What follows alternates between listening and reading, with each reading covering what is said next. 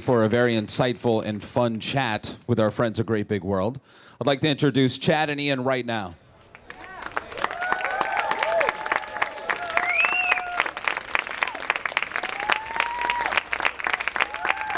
Welcome, boys, gentlemen. Hi, guys. Hey. Hey. Are you seeing people you recognize Yes. from shows or personal life? Both. Everywhere. From all angles. Congratulations on your album, by the way. Thank you. When the morning Thanks. comes. Thank you. Thank you. It feels incredible to have this out. How long I- were you working on it? Well, I'm very afraid to let go, so I nitpicked the record till the end, and even though we couldn't make changes last week, part of me still felt like I could. So now that it's out there, I know that it's done. There's nothing you can do. Nothing I can do. I actually saw you the weekend before you had to turn it into the label, and you said it's due Monday, but there's still stuff I want to do to it. So that's how meticulous and how obsessive you are about the work. Well, we had a deadline before we had the songs written, so it was. This is also like permanent. This is gonna live forever, and it's like you want it to be, as good as possible. And how many songs did you write, and then how many made it on the album? Probably wrote about 20. Yeah, maybe about 20 something, Mm-hmm. and 11 made it. Yeah. What?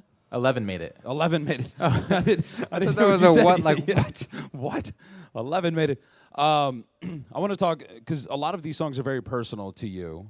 They're not just manufactured pop songs. Like, they're real songs, and they come from a real place in your personal lives. And I wanted to bring up a couple of those songs. And if you could explain them to us, where it came from and what the song means to you, that'd be great. Would you guys like to hear that? Yeah, I think they would. All right, so let's talk about the song Won't Stop Running. I know that's very personal for you, Chad. Yeah. So basically, I was diagnosed with MS, multiple sclerosis, in 2007. It's a disease of the nervous system. And the doctor that I had back then said that I'd be paralyzed within 5 years if I didn't take the medication he recommended. So I went on the medication, and the symptoms that I was experiencing actually got worse from the medication. So I decided then that I wasn't gonna take that path. It just didn't feel right for me. So I found a doctor named Dr. Terry Walls, who was diagnosed with MS, was paralyzed, and then changed her diet, and then began to walk again within 3 months of this diet shift. So I tried that diet out, and it totally worked for me. And my symptoms subsided, and now I'm completely symptom-free. Yeah, we can clap for that, yeah. But basically, Won't Stop Running became a mantra of mine, and I don't know. It's just like why. I had two choices. It was like I could surrender to this disease, or I could do everything I could to manage this thing and live my life as fully as I could, even with the diagnosis. So that's sort of where the song comes from.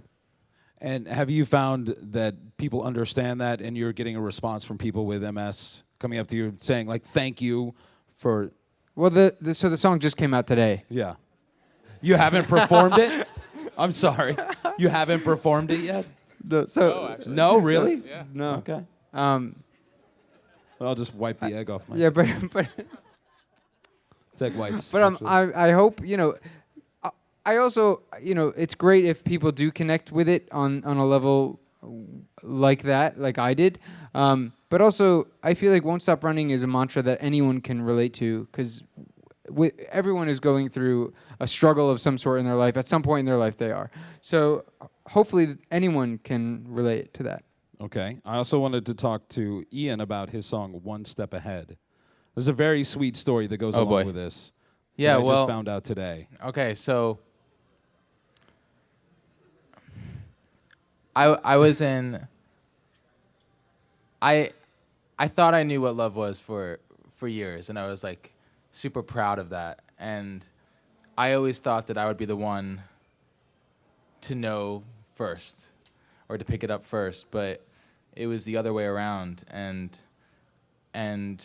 my now fiance kind of took my hand and showed me the way, and we wrote One Step Ahead, and I proposed with that song. So you sang that song, I didn't sing it. I played a demo. I was too scared to sing it. and that's how you proposed? And she's here. Does she Hi. want to? There. Okay. She's scrunching It- down in her seat, covering her face right now. Wait, did she say yes? Yeah. What did you? Did you have to ask again and again? I don't think you did. Oh. Oh. Okay. But we This were marriage in, is going to start off on the right foot. it's you know, sometimes you need a little push, and I needed to be pushed. I was so in this other place in my life, and yeah, she's the greatest thing to ever happen to me. Aww. Yeah, please clap to that. That's so sweet. All right, and another song that we've all heard hundreds of times, and it's one of my favorite songs that you guys have ever done, is Hold Each Other. And I've expressed this to you before. I'm so proud of you for this song and what you say in this song, because it's one of the first times that I can remember that someone's so open about their sexuality in a major record label release. And if you could just talk about that and what you were feeling when you were writing the song, and if you thought at all there would be any sort of backlash to that. Yeah.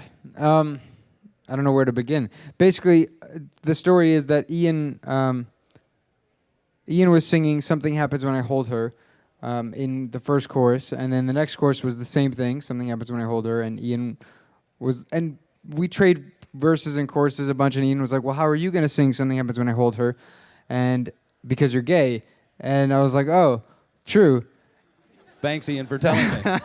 I had No, forgotten. but you don't think about that. For some reason, we just didn't think about it. Yeah, in pop music, you kind of just, I don't know, you take it as like a given. It's just like, oh yeah, of course I'm a guy. I'm going to sing about a girl.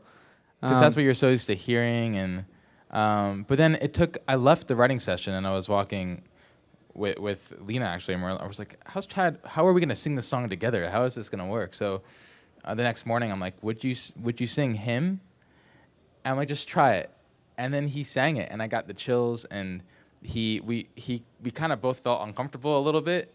I was like, I can't do this. There's no way I could do this because you just don't hear that. I was like, no one does this. I don't. But the very fact that we were both uncomfortable means that it's an issue. Yeah. And that's actually why we wanted to run towards it, because like, why wouldn't I be able to sing that? So we wanted to be as honest as possible in that moment. And are you surprised, or was it expected that the mainstream acceptance was so great for that song? I think it was really timely. Marriage equality was just passed. I think that was like a couple weeks before we pitched this song to the label or whatever. And do you know that some stations weren't playing it because it was too progressive? Really? Yeah. in the South. In the South? Yeah. Okay. I'm just going to let that go, leave my bias out of it. You're setting me up to say something really negative. Well, I'm proud of you guys for being bold enough to be authentic and genuine, because for some people that's a very difficult subject to expose. I think people need to be exposed to it. Yeah. Like as much as possible right now. Because it shouldn't be jarring at all. It should be a non-issue. And it's unfortunate that it's still an issue, or that we're even talking about it. That it's a deal that I would even bring up. Yeah, I totally agree. No offense to you. No, I know. Yeah. Another egg on your head. It's 2 eggs. 2 eggs. All right. Moving on then. No, I wanted to talk to you about the song Where Does the Time Go? You guys have been touring extensively. This is your second album. Explain to me what that song meant to you. Have you guys heard this stuff? Yes is a nose. Okay, cool. It's a mixed bag. So this song, Where Does the Time Go? I mean, basically, so I'll start off by saying we had our whole lives to write the first album, and then we had months to write the second one, and there was all this pressure, and because we had never written a whole batch of songs in just one little focused amount of time. So we're like, what do we have to write about? We don't have anything to write about, which is not true at all. And we were just thinking about the last couple of years of our lives, and they went by so fast. And they almost didn't feel real, like they happened. And we would watch videos of performances or see pictures, and we're like, were we there for that? And we got kind of sad that all these moments in our lives, they just pass us. and we Like wanted, this moment today, tonight, this is gonna be gone in like a half hour, and it's like, what is that about? And we're gonna forget it. And it was that. I feel like that. Sorry, no offense. I just feel like That's sort of where it came from. I mean, we wish that we were more present during it all, and so I mean, I guess that song is just about hanging on to the moment. And what do you do now? Now that you've recognized this, what do you do now to hang on to those moments? Like Chad Right. was saying, this is going to be gone in 30 minutes. I think- how do you hold these moments precious and dear? I think, I mean, one way is that almost every day I make it a point to just think about the things that I'm grateful for, and because you can get caught up in just the minutia of just like stupid things, and you hang on to them, and they kind of ruin your day. But there's so many awesome things, and just to remind yourselves that we're actually pretty lucky. And you get to live this fantastic life, But for and for anyone, yeah. that can translate to hang on to the special moments. Mm-hmm. Special moment coming Wednesday, the album release show you guys are doing at the Gramercy Theater. Mm-hmm. So this will be the Is first anyone? time. Are you guys coming? Is anyone coming? Yeah. So will this be the first time you're performing a lot of these songs live? Yeah. We're hoping to perform 80% of these songs. Have you been practicing? Sounds good. Ian's like, I don't know if we're gonna do that. we played a bunch of them for the first time last week in LA, and it was awesome. It was I was thinking a lot because it's very new for us. So I think this show we got that show out of the way. So I'm excited about this one. So you worked out a few of the kinks. Yeah, For totally. New York City. Well, we appreciate that. You guys have been working on a musical too. For quite some time. I feel like it's been years that you guys have... Chad's been Yeah. saying we've been Yeah. done with it like a couple years ago. He's been saying that for years. We have been done for a while. No, we have not. And that's the difference between the two. Ian, how much more work do you have left on the musical? We finished a first draft of it, which, to give you guys perspective, took us about 3 years. And now we're building the team. We're going to a director, getting some more producers on board, and Casting. yeah, hold your horses. So you're not even close to being done. I know. But once all that stuff, once the director comes in, then it just goes. Then it just flies. Yeah, then it's easy. Then we're in. Yeah. Working title, 2 Blocks Away. Yeah. Is what you told me. And to prove how much more work there is, you said at the very earliest 2017. Yeah, I mean, most musicals you hear about that are up on Broadway take at least 6 years. Yeah. You know, And I you mean, guys- Sting, his musical took, I think he was working on it for 8 years, Yeah. and then it only lasted a few months. Wow. Why did you have to bring that in? Yeah. Why did you have to say that? Because it's What very a downer. Yeah, Like, God. let's hope yours lasts more than a couple of months. Sting put in a We lot saw more it. years We of saw work. it, and it was beautiful. But I don't know why I would say that. I don't know either. That's my mom and me. Your mom just came out? Yeah. All right. Well, good. All right, well, back to the album. Your first album, you guys had years to work on, like you said. Like, you guys have been writing songs your whole life. The second album, you had, just a few months. If you could go into detail about some of the pressures you guys felt, from yourselves, the label, friends and family, in trying to put down all these thoughts and feelings in such a short amount of time. You want to begin? No, you begin. So it's interesting because we've written songs because we've needed to in our lives, and every song we write is kind of a chapter in our lives. And did someone just say yeah? Oh, that wasn't here. I was back there. I think they were buying an iPad. Ah. Yeah, definitely. Yeah. They're like, yeah, I want that one. Do you remember the question? Yes. Okay, good. We never wrote, I guess what I'm trying to say is we never wrote Say Something to be a hit song or to be on the radio, and we just wrote it because we needed to for ourselves. And I think it was hard for us to get back to that point at first, where it's like, let's just write because we need to, because we were being forced to in a way, and there were all these expectations, and we have a bigger team, and I mean it's great. And we have a great label. everyone wanted a second say something from us. They were like, we need another hit. And then we're writing songs and getting approval, and people are saying it's a smash or it's not, and like all these things and like all these words and all these opinions, and where we started doubting ourselves and we didn't know. No, wait. Everyone was saying nothing we were writing was a hit. Yeah. Yeah. So I think it was an exploratory period for us. We were writing with a lot of different writers, working with a lot of different producers to kind of try to find the way. And I think the thing that taught us we learned the most in situations that were totally not right for us, and we learned what we didn't want to do, but we had to go there first. So it was a lot of soul searching and a lot of arguing. But I think we're we like figured brothers. it out. Also, I think this album is more of a debut for us than the last album. The last album was sort of a little bit pieced together and kind of all over the place, kind of like a collection of songs over the last decade. This album feels like a snapshot of our lives in this current moment, and where we are together in it. So it feels I don't know, better. Yeah, this is my favorite thing we've ever put out into the world. Yeah, for sure. And the album's out now, available for download. So if you haven't gotten it yet, there are plenty of people here that can help you download the album directly to your phone or your iPad. They're in red shirts. They're pretty much everywhere. it will not sell out. Sorry, that was a stupid joke. Sorry, don't laugh. It's fine. Oh, I have two more things to say. Oh, two more things. Okay. You want my microphone too? No. Okay. No. The first thing is that do you guys know the first album? Do you know Shorty Don't Wait? Trey actually sang on Shorty Don't Wait. Yeah. And Nobody cares. Nobody cares. They're like, oh, great. He's the bad note in the back. Just a little. If you listen really carefully at like 3:12. Yeah. Wait, is that true? No. Oh. And All then, right, you had another Yeah, thing? well, secondly. Nobody cared about that. No, they did. They did. My mom cared.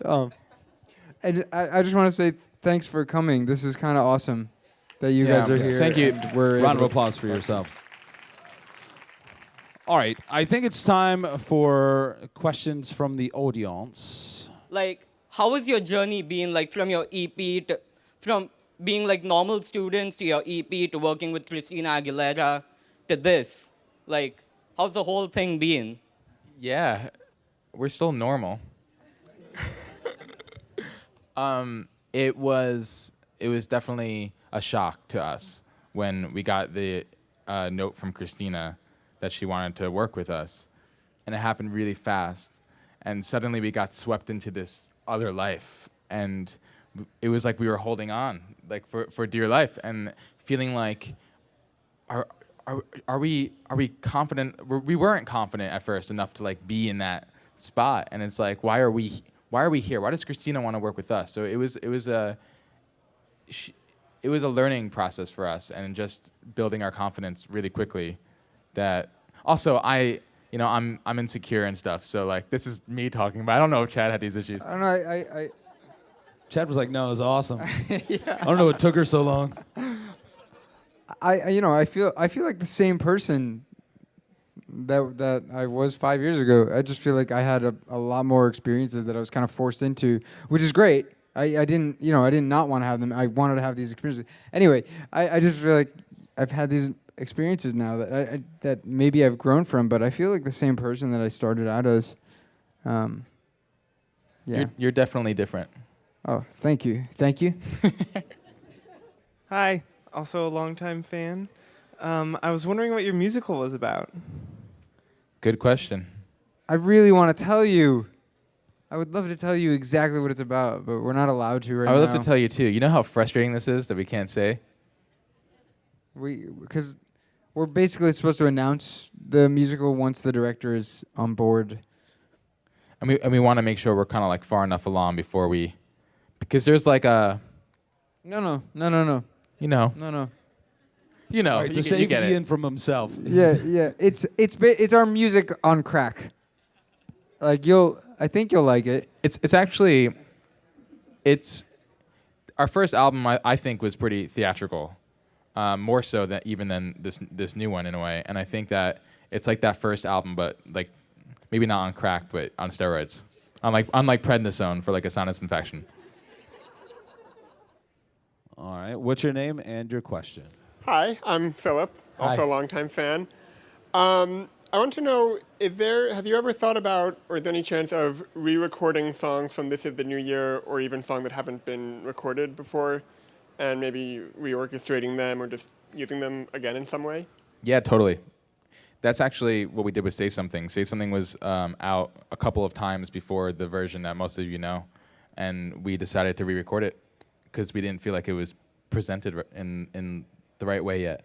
I still think there are a couple songs from the last album that have a life that haven't lived yet. But even songs we played at shows or on YouTube that we haven't recorded yet, because there are some of those that we definitely.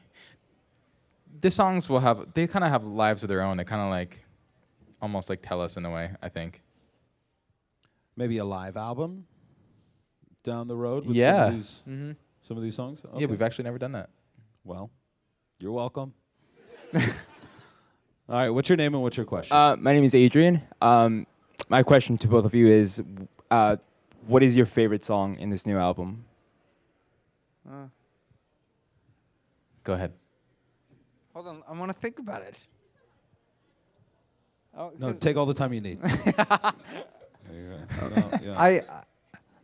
I would say I think Ian's probably gonna. I know what Ian's gonna say. I know what Chad's gonna say. Okay, I'm gonna say "Won't Stop Running" is my favorite song, just because it's so personal. It's probably the most personal song on the album for me. So I'd say that song. All right, so what do you think Ian is going to say? He's gonna say "One Step Ahead." I'm gonna say One Step Ahead because it's also the most personal for me. Well, what's our favorite song that we sing together? "Where Does the Time Go" is mine. Yeah. and Agreed. hers. And hers. That's my aunt. Oh, is it? Yeah. No, could you imagine if it wasn't? If it was just some woman, I was like, that's my aunt. All right. Hi, I'm Jake. Hey, Hi, Jake. Awesome. I was just wondering if you can share, like your experiences from being at NYU and then going to step into the real world. How's the journey along the way? And being a singer-songwriter myself at NYU, can you give me some advice along the way? What's going on? Yeah. What am I to expect? What program are you in? Musical theater. Cool. So Getting how's out of- this transition going to be? I would say leaving college was one of the scariest times of my life, because you don't have the safety net anymore. You don't have those boundaries to keep you safe. But that's not making him feel Oh, better. sorry. Yes. But also it's the greatest part of my life. Basically, Chad said everything's going to get worse. So good luck. No. Okay, so I guess I remember being in NYU and like going into like they called it collegium, where they would have like speakers come in who are graduated and they were successful and they were telling us the way, and I still don't know the way. Like I don't understand. Like how is it that you get there? And I think it's just Chad and I just believed in ourselves from the start, and we put ourselves out there, and we really met as many people as we could, and also a lot of the kids that we went to NYU with are now working in the industry, and they're kind of helping us along the way. Yeah, I think dreaming foolishly was Yeah. the biggest proponent. And I think like just like envisioning your life the way you want it and just stepping into it. Hi, I'm Ella, and I'm also a longtime fan. And I wanted to say I was really impressed by how Hold Each Other was kind of a coming out song. And I was wondering if you guys have any kind of plans or ideas for LGBT advocacy in the future. Yeah, I think in any way possible, that is our goal. We are connected now to the It Gets Better project. Do you know that project? Which is basically celebrities and politicians, anyone who's a name will create these videos talking to LGBT youth talking about why it gets better after they come out and how it gets better. And it's amazing. It's an amazing project you guys should all look up. But it's founded by a guy named Dan Savage, who does the sex column, I think, in the New York Post.